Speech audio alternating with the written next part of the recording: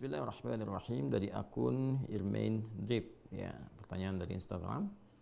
Assalamualaikum Ustaz. Waalaikumsalam warahmatullahi wabarakatuh. Izin bertanya Ustaz, bagaimana caranya mengondisikan diri di kala futur melanda, dan bagaimana caranya agar bisa terus belajar untuk meluruskan niat karena Allah Ustaz. Syukran katsiran, barakallahu fikum. Baik, syukran katsiran, terima kasih juga bagi Anda, barakallahu fikum, dan semoga Allah memberikan limpahan keberkahan bagi Anda dan kita semua yang terhubung untuk belajar dari sini, karena dengan pertanyaan Anda boleh jadi juga dialami oleh beberapa kita atau saya juga, dan dengan itu insya Allah kita belajar kembali untuk mendapatkan manfaat dari pertanyaan yang dihadirkan oleh saudara kita ini. Baiklah, futur. Apa itu futur? Saya pernah bahas tentang futur ini detail, dari mulai kalimatnya, katanya, dan sebagainya. Secara singkat adalah kondisi yang menurun, ya, dari nilai kebaikan. Singkatnya begitu. Jadi ada suatu semangat kebaikan, semangat yang positif, kemudian turunlah semangat itu. Wujudnya dalam bentuk kegiatan amal soleh, misalnya kegiatan yang positif, yang baik, yang soleh. Bentuknya bisa ibadah ritual atau juga sosial. Ibadah ritual misalnya apa? Sholat, kan? Sholatnya sedang bagus-bagusnya nih, bukan hanya fardunya, tapi juga sunnahnya dikerjakan. Tiba-tiba ada satu kondisi yang menjadikan kegiatan ini yang positif ini menurun, ya, apapun sebabnya ini, ya, tiba-tiba bisa turun, kemudian ya sunnahnya sudah mulai menurun, tiba-tiba jadi fardunya awalnya bisa berjamaah, ke masjid jadi turun jamaah karena sebab-sebab yang bukan syar'i gitu kan. Nah, kemudian setelah itu apalagi jadi sendirian, jadi terlambat dan seterusnya. Waliyadzubillah kalau sampai meninggalkan sholat, itu kan, itu kondisinya. Atau ada ibadah-ibadah sosial juga, bentuknya banyak nih, ada yang muamalah, ada muamalah maliyah, bisa sedekah misalnya, bisa saling ta'awun 'alal birri wat taqwa. Kalau sedekah kan kaitan dengan materi gitu kan, bisa infak kah itu, bisa lain-lain kah dalam bentuk pakaian, makanan, dan sebagainya. Ta'awun 'alal birri wat taqwa, saling tolong menolong, ya kan, saling membantu, saling mendoakan, interaksinya menurun, gitu kan. Dan turunan-turunan yang lainnya yang bisa kita contohkan dalam berkehidupan, termasuk akhlak yang tadinya tuturnya baik, tiba-tiba kosakata kebaikannya jadi menurun, ya. Yang tadinya senang lihat kajian jadi menurun. Nah, ini pertama, sebelum bicara dulu kita bagaimana meluruskan itu semua, kita harus turunkan dulu ini penyebabnya apa, futur itu penyebabnya apa, ya kan. Futur itu rata-rata tuh dua penyebabnya, secara umum dua. Yang pertama, ada kesibukan dunia yang berlebihan. Kan dunia lawannya akhirat, ya, walal akhiratu khairul laka minal ula, dan sungguh kehidupan akhirat itu lebih baik daripada yang ula, yang pertama dunia. Jadi lawan akhirat itu dunia, lawannya selalu begitu, ya. Jadi kalau Anda berlebih akhiratnya, maka dunianya akan ikut nanti, ya. Tapi menariknya begini, bukan meninggalkan dunia, ikut akhirat itu bukan meninggalkan dunia, menjadikan value kegiatan dunia itu untuk kebutuhan akhirat, itu maksudnya. Jadi minum tetap minum, makan tetap makan, kerja tetap kerja, nggak berubah kok jam kerjanya, kan? Makannya nggak berubah, minum nggak berubah, silahkan selera apa mau ditampilkan, asal itu halal dan thayyib, silahkan. Ya, minumnya sama, tapi bagaimana value-nya, punya nilai akhirat. Khudh biyaminika ma yalik, ambil dengan tangan kananmu yang paling dekat denganmu. Sambillah, sebut bismillahirrahmanirrahim. Jadi begitu akan minum, bismillahirrahmanirrahim, minumannya sama, menghilangkan haus juga. Sesuai dengan selera kita bisa pilih, tapi kalimat bismillahirrahmanirrahim menjadikan itu bagian dari ibadah, kan? Bagian dari ibadah. Kerja juga demikian, kita berangkat beraktivitas dan niatkan karena ibadah, jadi ibadah di situ, teman-teman sekalian, ya. Tapi kalau kemudian, ya, fokus dunianya nih dibalik nih, dunia diikutin, akhirat misalnya, ya, mohon maaf nih, ya, ditipiskan, dikurangi, direduksi, bahkan, ya, dalam beberapa kasus kadang-kadang lupa, dipilih dunia, ditinggalkan akhirat gitu. Ini yang paling repot di sini. Akhirnya apa? Ketika porsi dunia yang terlampau tinggi, ya, pekerjaan, mencari pekerjaan yang bisa menunda waktu sholat, ya pasti futur, ya. Ya, padahal Anda tahu Allah pemilik rezeki, kan? Allah kan pemilik rezeki. Yang ngasih rezeki siapa? Allah. Kenapa nggak ngikut aturan Allah? Begitu diikuti, Allah berikan rezeki yang membahagiakan, yang menenangkan. Anda tinggalkan, itu capek Anda, lelah. Ya, makanya kerja tanpa ibadah itu pasti lelah. Berangkat lagi, kerja lagi, kerja lagi, kerja lagi, kerja lagi. Itu kan ujungnya capek, lelah. Tapi kalau diniatkan ibadah, ibadah itu kan menenteramkan jiwa. Ibadah itu konsumsinya, konsumsi apa? Konsumsi hati, kan? Makanya iman itu kan di hati. Nah, hati itu kan sumber perasaan yang menggerakkan semua bagian tubuh kita. Dia yang memerintahkan ke akal untuk berpikir. Dia yang menjadikan rumusan akal diterjemahkan ke bagian tubuh untuk beraktivitas. Makanya kalau hatinya gelisah, akalnya nggak akan tenang, pikirannya pasti kacau. Hati gelisah, pikiran kacau. Dan tindakan itu nggak akan teratur, nggak akan terukur. Karena desainnya begitu, penciptaan kita itu seperti itu. Dari hati, kemudian naik ke pikiran, baru kemudian ke bagian tubuh kita. Jadi kalau hati bermasalah, pikirannya pasti akan salah. Hatinya dengki, pikirannya pasti akan kotor. Ya, tindakannya pasti akan meracau, pasti nggak bagus. Sumbernya di sini, ya, dalam jiwa kita. Karena itu agama datang untuk membimbing jiwa, menertibkan akal, dan mengarahkan bagian jasmani kita untuk berbuat yang benar. Itu keindahannya. Maka gampang cari agama yang benar tuh. Lihat aja, apakah ajarannya menuntun 3 bagian ini secara optimal atau tidak. Ya, lalu semuanya jadi penghambaan kepada Allah. Nah, itu poinnya teman-teman sekalian. Jadi kadang-kadang mohon izin ya, sebagian dari saudara-saudari kita dalam berkehidupan yang tinggi tingkat penggunaan akalnya, tapi tidak mampu menggunakan akal itu untuk memahami agamanya. Ini yang jadi tanda-tanda besar nih. Untuk dunia cepat sekali, rumuskan ini, rumuskan itu, tapi pada akhirnya apa? Gelisah, capek. Terus pekerjaan di akhirnya cuma nanam-nanam tanaman yang sederhana, nanam kangkung, cabai untuk menghilangkan stres saja. Terus ada yang menghilangkan, ya bahkan nyawanya, na'udzubillah min dzalik gitu kan. Setelah itu, kenapa? Karena ada yang nggak terpenuhi. Nah, jadi kalau Anda bekerja sampai lelah, capek, sampai tiba-tiba kemudian juga ada kondisi ini mulai tertinggal, itu tertinggal, mungkin dunianya berlebihan. Ya, sedangkan yang repot begini, yang repot itu kan kita sadar betul akan meninggalkan dunia. Nah, ini poinnya. Ya, kan orang cerdas itu kan orang yang bersiap pada tempat yang akan dia tuju. Anda sekarang, misal saya dari Bekasi nih sekarang, insya Allah saya akan berangkat ke Bengkulu. Berarti saya kan menyiapkan berbagai hal kan, supaya bisa berangkat. Ya kan? Menyiapkan untuk akomodasinya, menyiapkan untuk tempatnya, menyiapkan untuk perlengkapan berangkatnya, nanti pakaiannya pakai apa, di jalan bagaimana, kan? Persiapannya untuk kemana? Bukan untuk tinggal, untuk berangkat. Untuk berangkat. Sehingga di tempat yang akan kita tuju nyaman, baik, tenang, dan sebagainya. Nah sama, kita ini kan mau pindah, mau meninggalkan dunia. Makanya nanti diumumkan telah meninggalkan dunia ke tempat baru. Ya, maka orang cerdas, dia akan menyiapkan bekalnya. Bagaimana dia berkehidupan di dunia, saat bersamaan dia kumpulkan bekal untuk kehidupan selanjutnya. Untuk tujuan akhir, yang dia mau berangkat ke sana. Nah kita kan sekarang sedang mencari bekal untuk berangkat ke situ. Itu perjalanan terakhir kita tuh.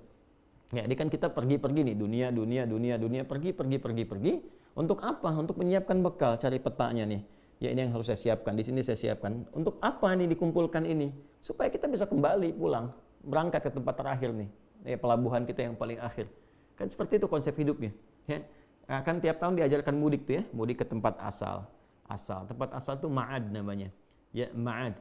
Ya innallaha laradduka ila innalladzi farada 'alaikal qur'ana laradduka ila ma'ad. Ya, kan demikian Allah menyampaikan dalam Al-Qur'an. Sungguh yang telah Muhammad sallallahu alaihi wasallam yang telah memberikan kepada engkau petunjuk dari Al-Qur'an, memfardukan engkau, mewajibkan mengikutinya, menerangkan kepada umatmu, menjelaskan, mencontohkan, akan mengembalikan engkau pada tempat kembali. Ya, makanya Ibnu Qayyim Al-Jauziyah mengarang kitab Zadul Ma'ad, bekal untuk pulang. Dan itu pasti, ya, waktu kembalinya itu pasti disebut dengan mi'ad. Innallaha la yukhliful mi'ad. Allah nggak mungkin nyalahi janji. Satu saat kita akan pulang. Ya kan? Nah, jadi kita diajarkan tuh tiap tahun, ya, karakternya sifatnya disebut dengan id, ada ya'udu idan, id. Kita kan ada Idul Fitr, kembali kepada fitrah kita, makan kita, kembali kepada kenal diri kita, tujuan hidup kemana. Ada mudik kan, tiap tahun itu ke tempat asal. Nah, apakah orang mudik itu pasti mudik kalau dia nggak punya bekal? Belum tentu. Dan spirit mudik itu mencari bekal dulu kan supaya bisa kembali ketemu keluarga. Itu kan miniatur dunianya yang menggambarkan bagaimana konsep kehidupan kita sampai pulang ke akhirat. Nah, jadi yang pertama mesti ada keseimbangan. Bukan meninggalkan dunia. Ingat ya, ibadah itu bukan meninggalkan dunia. Justru tugas kita itu diberi tugas memakmurkan kehidupan di bumi ini, di dunia ini. Dunia itu kan sifatnya. Jadi mesti makmur. Ya, kalau Anda nggak punya harta, bagaimana bisa haji? Bagaimana umrah? Bagaimana ibadah dengan harta, mewujudkan zakat? Ya kan mesti berlatih kita, makan yang cukup, untuk sholatnya dapat energi, berdiri kuat, kokoh. Untuk makan bagaimana? Mesti bekerja, beraktivitas. Yang halal, yang baik, di situ agama memberikan petunjuk. Tapi bukan berarti pekerjaan ini menghilangkan entitas kita sebagai muslim untuk mengabdi kepada Allah, untuk beribadah, untuk cari bekal. Ya, karena itu, pertama tempatkan logika dengan cara yang benar dulu. Ya kan? Pemilik rezeki siapa? Allah. Yang ngatur kehidupan siapa? Allah. Yang memudahkan siapa? Allah. Nah sekarang, Allah yang Anda katakan, yang Anda yakini itu membuat desain kehidupan kepada Anda, memberikan aturan nih, cari kerja yang begini, rezeki yang begini. Toh tidak akan mengurangi rezekimu karena aku kata Allah sudah atur rezekimu dari mulai berkehidupan sampai akhir hidup. Jadi sebetulnya kalau kita cerdas gunakan logika ini, nggak perlu kita terlalu menyusahkan diri sendiri sampai lelah, sampai nurunin ibadah untuk mencari sesuatu. Padahal kita mengerti, kan ada babnya tuh. Ya, di rukun iman itu ada qada dan qadar kan? Kita kan sudah meyakini walladzi qaddara fahada. Allah yang telah menetapkan bagi kita apa yang ditetapkan itu di antara rezeki. Wa fis samai rizqukum wa ma tu'adun. Quran surah 51 ayat 22 kan? Ya, dan di langit telah ditetapkan rezekimu dan dijanjikan akan diberikan. Nah, nanti kalau sudah punya keyakinan yang kuat, gak akan tertukar rezeki ini, pasti diberikan sesuai dengan kemaslahatan kita. Bikin rencana. Saya pengen haji, pengen bisa zakat, pengen begini, pengen sedekah. Lalu berikhtiar. Tempatnya di mana? Dari mulai belajar dulu. Karena kan amal bersanding dengan ilmu. Makanya ain, lam, mim, lam. Hurufnya sama jumlahnya, 3 huruf. Dan semua jenisnya sama. Ada ain, ada mim, ada lam. Cuman beda nanti awalnya. Kalau untuk ilmu, untuk bekalnya dulu, lamnya dulu. Ain, lam, mim. Jadi ilmu, alima. Nanti dengan ilmu itu dipraktekkan jadi amal. Amilah. Makanya semakin kuat ilmunya, semakin mudah amalnya. Sederhana kok, dari bahasa tuh begitu. Nanti ada kitab namanya Al-Khasa'is karya Ibnu Jinni. Itu bagus sekali memahami korelasi antara perubahan-perubahan huruf dalam satu kata. Ya, misalnya ada ain, lam, mim tadi. Kalau lamnya pindah ke akhir jadi apa? Ini jadi apa? Ada keterkaitan. Makanya ilmu orang semakin tinggi, semakin luas wawasan, semakin mudah beraktivitas dan semakin ringan pekerjaan. Makanya Quran datang dengan risalah ilmu. Iqra, suruh baca. Ya afala yanzuruna ilal ibili kaifa khuliqat, diminta riset. Inna fi khalqis samawati wal ardi wa ikhtilafil laili wan nahari la ayatil liulil albab, diminta berpikir, menganalisis supaya pintar. Jadi muslim itu pintar, jadi muslim itu cerdas. Ya, muslim itu kuat argumen. Makanya interaksi dengan Qurannya dipertajam, belajarnya dirubah cara berpikirnya supaya berkemajuan, mencerahkan gitu. Itu poinnya. Ya, jadi penyebab futur yang pertama adalah larut dalam dunia yang tidak berimbang konsepsinya dengan apa yang Allah ajarkan kepada kita. Terlalu banyak nih porsi dunianya, tapi nggak diimbangi dengan petunjuk-petunjuk beribadah, ya, dengan konsep akhiratnya. Sehingga rasanya apa? Rasanya pasti akan dirasakan. Ada penurunan, ketidakseimbangan, dan sebagainya. Pasti dirasakan. Kalau nggak percaya, silahkan cek aktivitasnya, riset aja. Terlalu banyak begini pasti capek. Ya, karena jiwanya nggak mendapatkan asupan yang sesuai. Oke? Jadi cara berpikirnya tempatkan dulu, bab qada dan qadarnya selesaikan dulu, ya kan? Yakin bahwa Allah itu yang mengatur rezeki, yang menempatkan segala hal sesuai dengan maslahat. Setelah itu baru rumuskan ikhtiarnya. Fa idza faraghta fansab wa ila rabbika farghab. Ya ayyuhan nasu kulu mimma fil ardi halalan thayyiba. Dari sini. Terus belajar saat yang bersamaan sifat qanaah. Supaya apa? Supaya menerima berapapun rezeki yang Allah berikan kepada kita. Nanti Allah itu Masya Allah, Allahu Akbar, Allahu Akbar, Allahu Akbar. Itu mengatur kita dulu supaya kita pandai dan bisa expert ya dalam memanage harta yang Allah berikan. Jadi kadang-kadang dikasihnya pasti pas dulu nih sesuai kebutuhan deh, supaya kita mampu memanage nih. Kalau kita sudah biasa mengatur yang kita lihat sedikit itu kepada yang banyak, nggak menghambur-hambur nantinya, nggak mubazir. Ya, jadi kalau dari sedikit tuh kita dapatkan, sedikit itu kan kalau bahasa Qurannya cukup. Ya, aghna wa aqna, membuat engkau kaya atau cukup. Nggak ada yang kurang. Yang kurang itu yang merasa selalu kurang. Yang merasa selalu kurang. Kalau kita mempersepsikannya sebagai cukup, psikologi Quran itu selalu cukup katanya. Nggak pernah kurang. Jadi kalau dapat berapapun dibawa ke rumah, ayah bawa ke rumah, kompak dulu dengan istri. Berapapun yang Allah berikan kepada kita, insya Allah ini cukup. Itu dulu poinnya. Jadi kalau persepsinya selalu kurang, selalu dipandangkannya angka gitu. Setiap bulan mesti segini, kebutuhan segini. Allahu Akbar. Saya di awal-awal masa pernikahan dengan istri dan kita mengontrak juga dan menikmati kehidupan itu gitu ya. Dan nikmat aja karena ngelihatnya kan mukmin itu sederhana gitu kan. Ya, kalau ada kesenangan syakara, kalau ada ujian sabara gitu kan.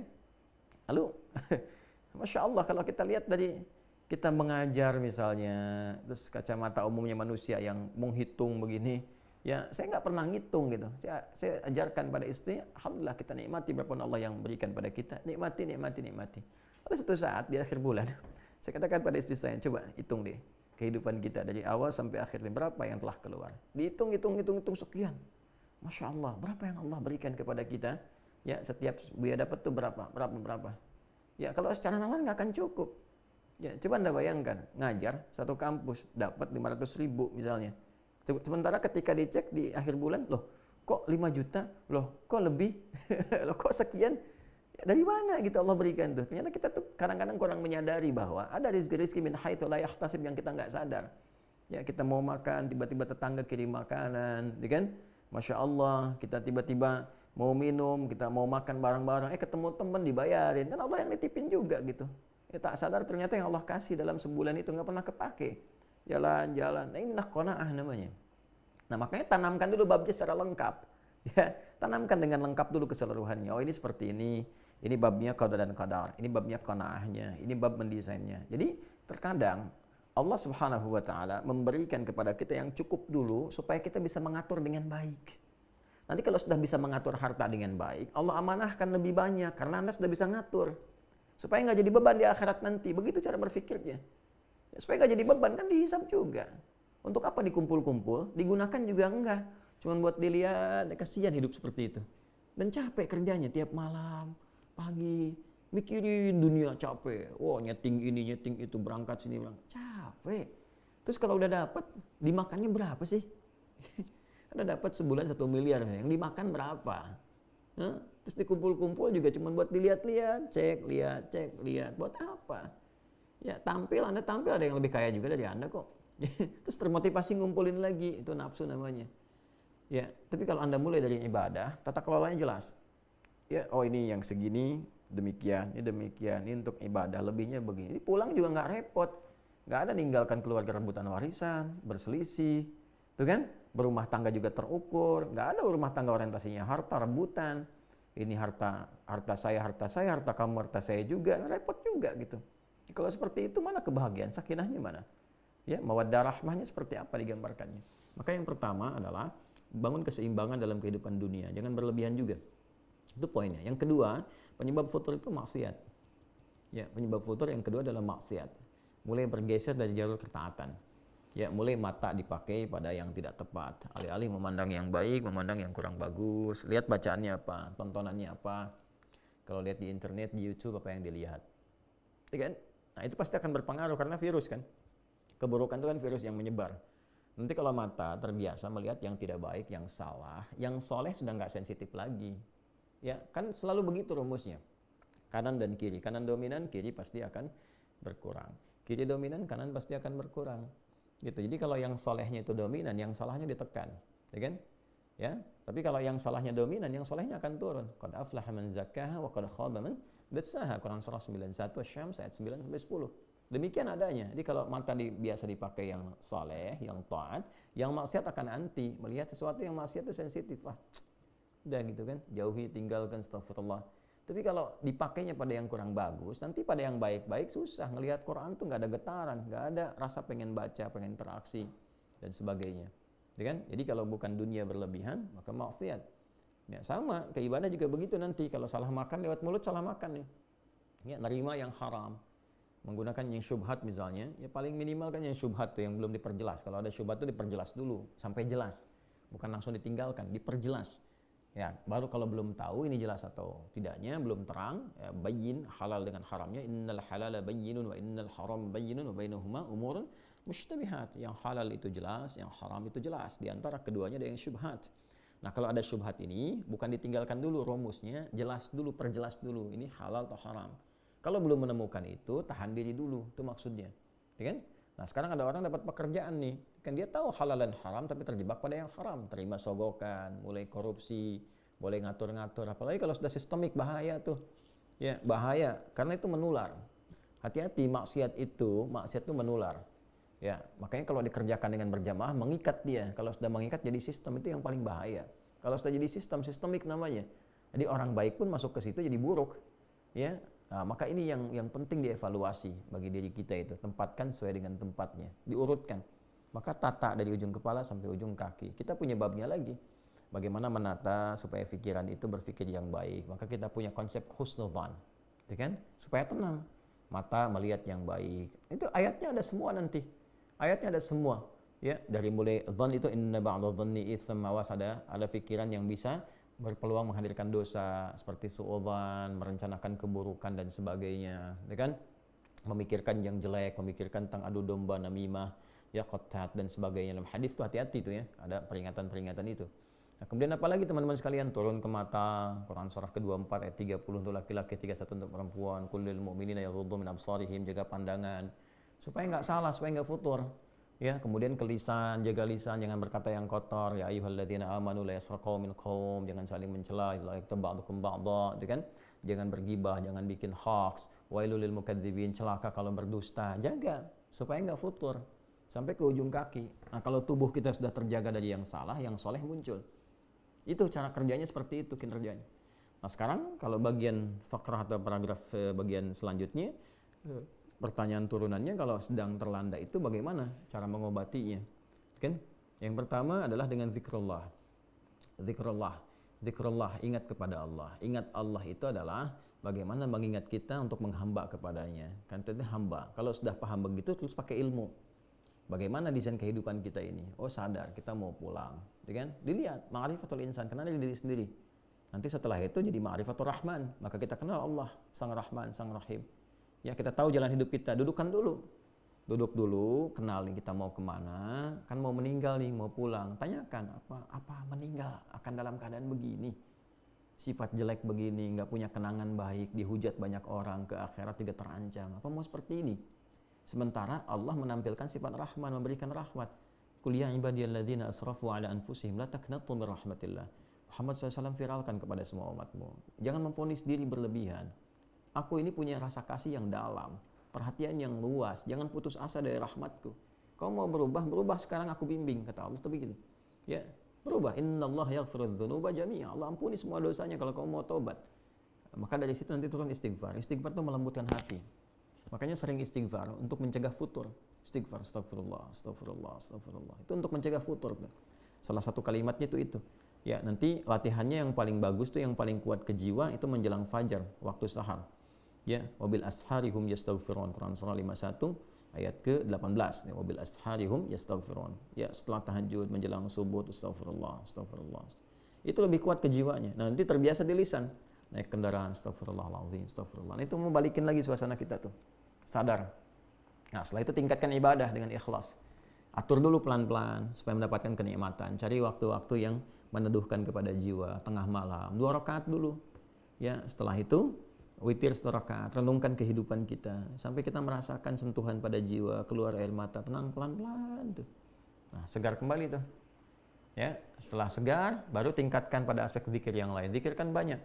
Ya, dari mulai tadi kalimat thayyibah, kemudian berdoa, doakan zikir. Wadhkur rabbaka fi nafsika tadarruan wa khifatan wa dunal jahri minal qaul. Quran surah ke-7 ayat 205. Sebut nama Allah, berdoa maksudnya. Berdoalah engkau, ya. Berdoa, minta, curahkan suasana hatimu, curhat sama Allah dengan suara yang lirih, yang baik, yang menyentuh kepada jiwa. Itu disebut dengan zikir. Setelah itu Quran disebut dengan zikir. Inna nahnu nazzalna dzikra wa inna lahu lahafizun.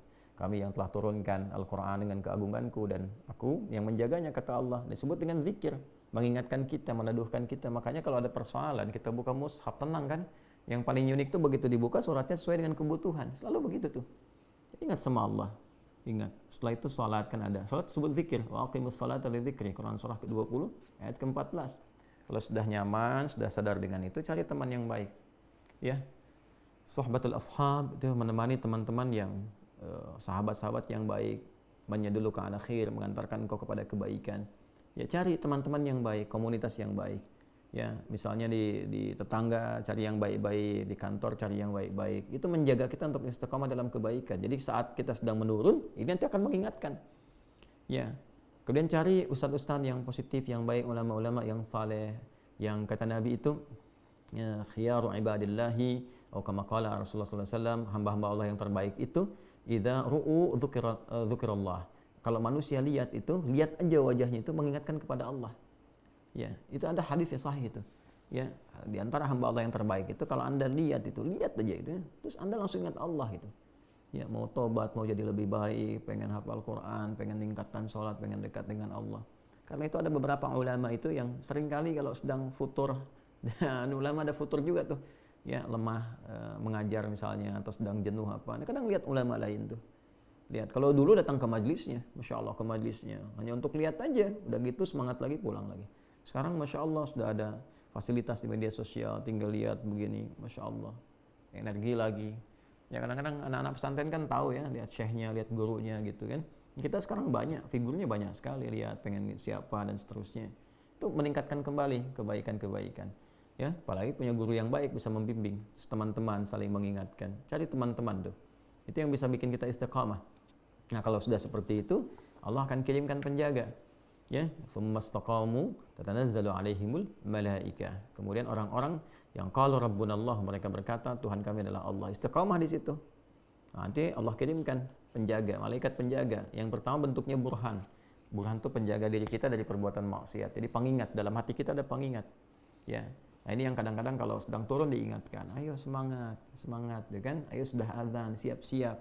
Tanpa sadar tuh, kalau udah terbiasa tuh di hati kita ada pengingat, itulah burhan. Menjaga kita dari perbuatan maksiat. Ya, dan ada yang mengingatkan kepada jiwa takwa. Ya, fa'alhamaha fujuraha wa taqwaha. Kalau jiwa takwa otomatis tuh, mau adzan diingatkan.